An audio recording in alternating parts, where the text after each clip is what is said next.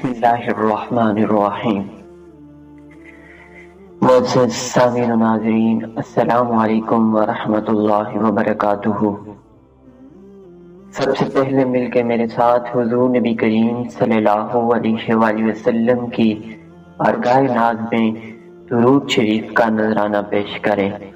اللہم صلی علی سیدنا و مولانا محمد وعلی آل سیدنا و مولانا محمد وبارک وسلم وصلی علیہ۔ سامعین و ناظرین، آپ سن رہے ہیں پاک مسلم وائس۔ آج کا ہمارا موضوع ہے فتح مکہ۔ سامعین محترم، فتح مکہ کے احوال کچھ اس طرح ہیں کہ حضور نبی کریم صلی اللہ علیہ وآلہ وسلم نے تاکید کی کہ لشکر کو بکھیر دیا جائے اور آگ جلائی جائے تاکہ قریش مکہ یہ سمجھیں کہ لشکر بہت بڑا ہے اور بری طرح ڈر جائیں، اور اس طرح شاید بغیر خون ریزی کے مکہ فتح ہو جائے۔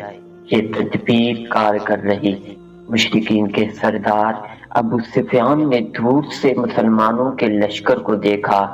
ایک شخص نے کہا کہ یہ شاید بنو خزاعہ کا لوگ ہیں جو بدلہ لینے آئے ہیں، مگر اس نے کہا کہ اتنا بڑا لشکر اور اتنی آگ بنو خزاعہ کے پاس نہیں ہے اور اس کے بس کی بات بھی نہیں۔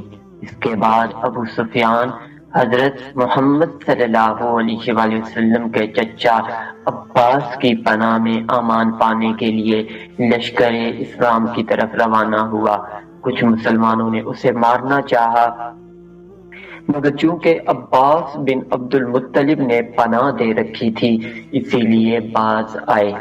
رات کو قید میں رکھ کر صبح ابو سفیان کو حضور نبی کریم صلی اللہ علیہ وآلہ وسلم کی خدمت میں پیش کیا گیا۔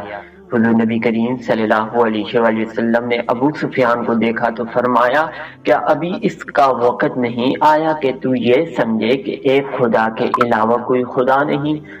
ابو سفیان نے کہا کہ اگر خدا واحد کے علاوہ کوئی خدا ہوتا تو ہماری مدد کرتا۔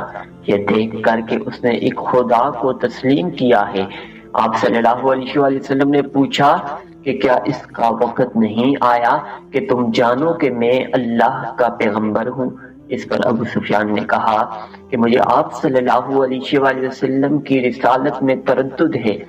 اس پر ان کو پناہ دینے والے عباس بن عبد المطلب سخت ناراض ہوئے اور کہا، اے ابو سفیان، اگر تو اسلام نہ لایا تو تمہاری جان کی کوئی ضمانت نہیں۔ اس پر ابو سفیان نے اسلام قبول کر لیا، مگر حضور نبی کریم صلی اللہ علیہ وآلہ وسلم نے اسے رہا نہ کیا، بلکہ ایک جگہ رکھ کر مسلمانوں کے دستوں کو اس کے سامنے گزارا۔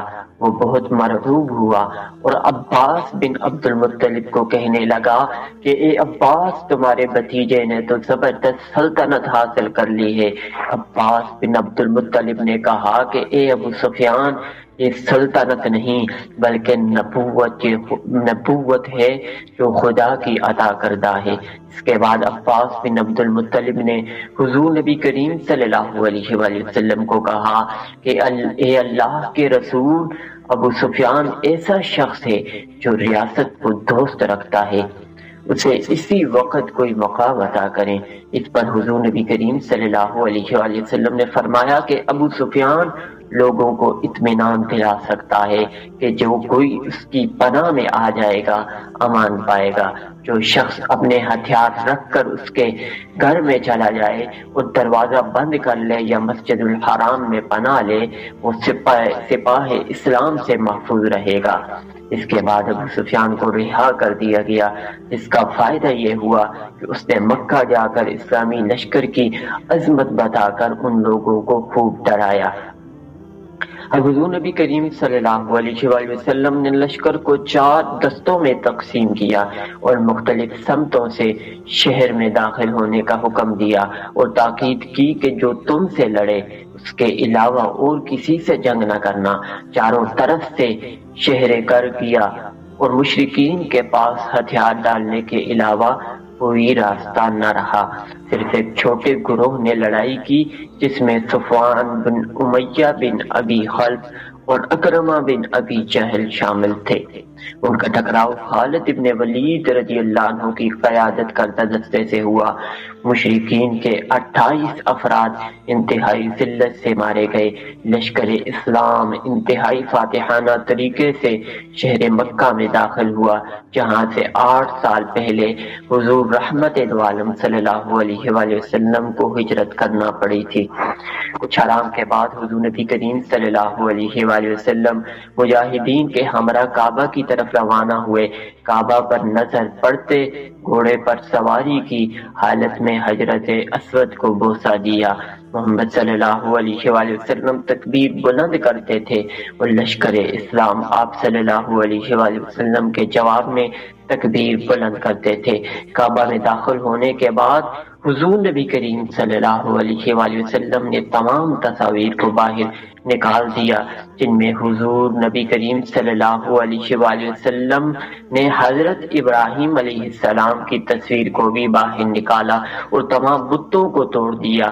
بتوں کو توڑنے کے لیے حضور نبی کریم صلی اللہ علیہ وآلہ وسلم نے علی بن ابو العاص کو اپنے مبارک کاندھوں پر سوار کیا اور بتوں کو اپنے ہاتھوں سے ہی توڑتے رہے، یہاں تک کہ کعبہ کو شرک کی تمام علامتوں سے پاک کر دیا۔